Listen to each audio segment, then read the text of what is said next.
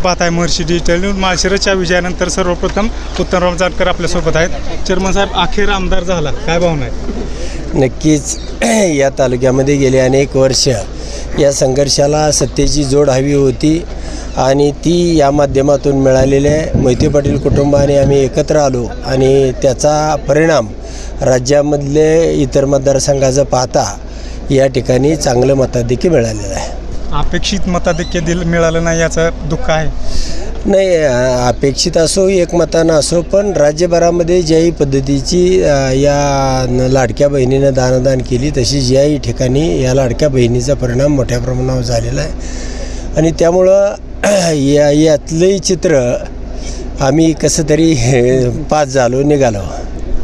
विरोधी उमेदवाराला लाखापेक्षा जास्त मतं मिळाले आहेत. नाही, तो परिणाम या लाडक्या बहिणीचाच आहे, त्या उमेदवाराचं काय ह्याच्यामध्ये योगदान नाही. पण आता मिळालेली मतंही मिळालेली असतात, शेवटी त्याचं श्रेय घेणं ज्याचा त्याचा प्रश्न राहतो. विजयामध्ये मोहिते पाटलांचा सिंहाचा वाटा आहे? नाही, नक्कीच आम्ही सगळ्यांनी परिश्रम केलं, मोहिते पाटलांनी सुद्धा परिश्रम केलं, परंतु निवडणूक ही अशा पद्धतीची होईल याची कल्पना कोणालाच नव्हती आणि तरीसुद्धा ही निवडणूक या टप्प्यावरती अशा पद्धतीनं बाळासाहेब थोरातांसारख्या माणसाचा ज्यांनी विश्व उभा केलं अशा पद्धतीची माणसं त्या ठिकाणी निश्चितपणानं दुःख आहे. राज्यामध्ये महाविकास आघाडी मागं पडलेली आहे.